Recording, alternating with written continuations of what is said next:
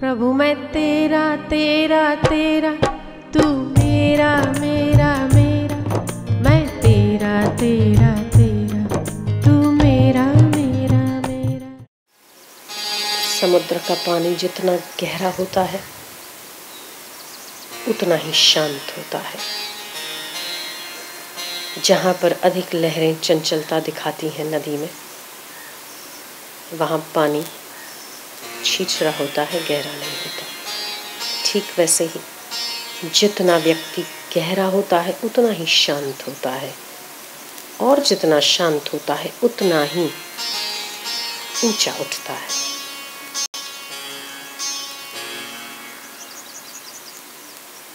मन का छिछरा होना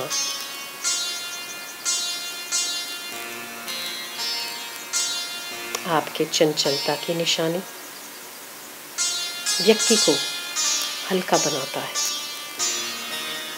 नीचा बनाता है। जितना ही ऊपर उठना है उतना ही गहरा होना चाहिए, उतना ही शांत होना चाहिए। ये सिद्धांत है। आपकी उपासना जितनी गहरी होगी उतने ही आप उन्नत होंगे।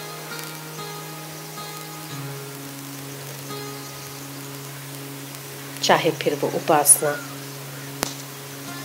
आपकी आर्थिकता में लग गई, सफलता में लग गई, पढ़ाई में लग गई, या कहीं और लग गई, उपासना आपको सफलता देती है।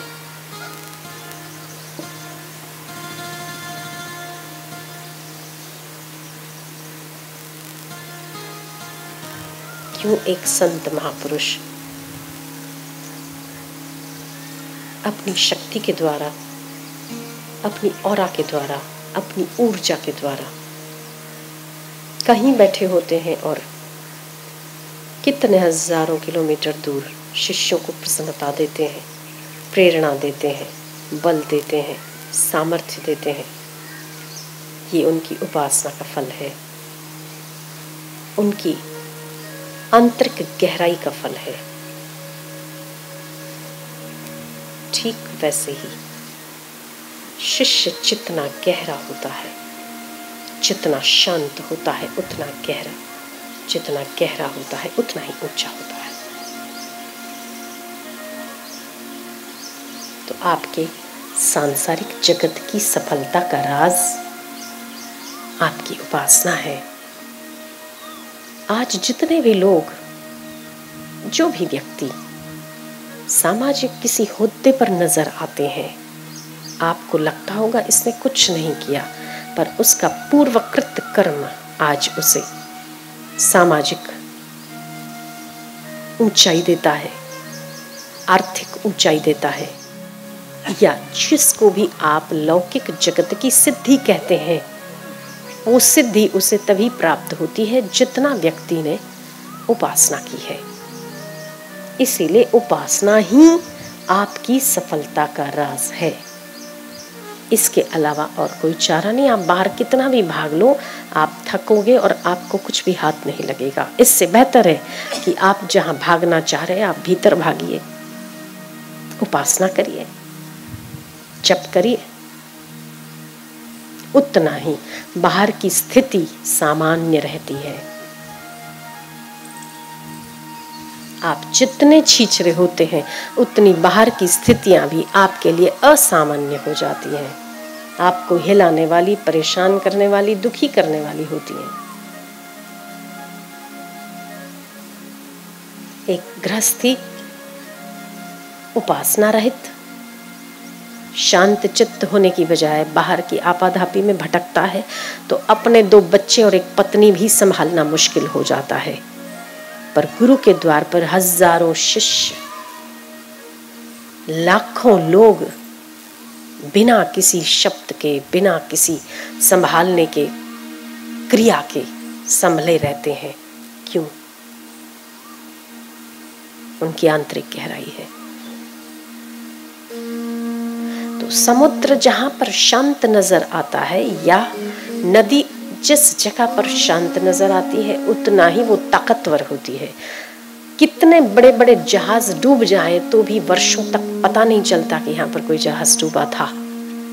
क्योंकि वो गहरा था, क्योंकि वो शांत था। तो वृत्तियों को कम करना आवश्यक है। वृत्तियां जितनी ज्यादा उछलती है उतना ही मन रूपी सागर उछलता है, और जितना उछलता है आपकी समय, आपकी शक्ति और आपका सामर्थ्य ह्रास होता है। जितना ही आपकी इच्छाएं कम, आपकी कामनाएं कम, आपकी वासनाएं कम, उतना ही आप शांत होते हैं। जितना आप शांत होते हैं उतने आप गहरे होते हैं, जितना आप गहरे होते हैं उतने ही आप ऊंचे होते हैं। ये सिद्धांत है। कुदरत भी इसी नियम पर चलती है और मानव भी इसी नियम पर काम करता है। समष्टि भी उसी नियम पर काम करती है और व्यष्टि भी उसी नियम पर काम करती है।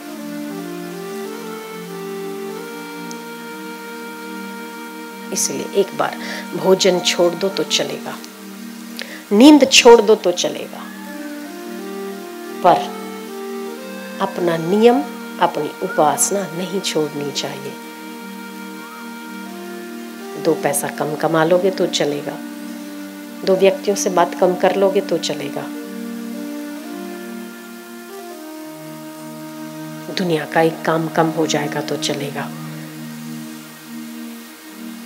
उपासना कम होगी तो नहीं चलेगा, क्योंकि लौकिक जगत को आपकी अलौकिक शक्तियां ही नियंत्रित करती हैं।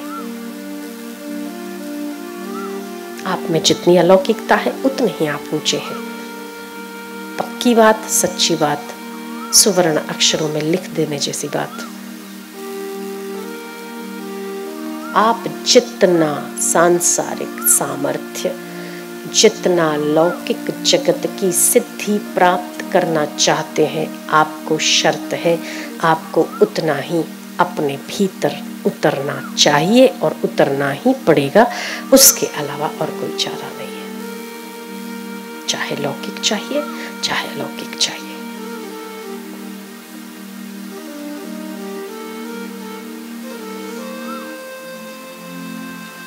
उपासना में क्या आता है? सेवा, साधन, जप।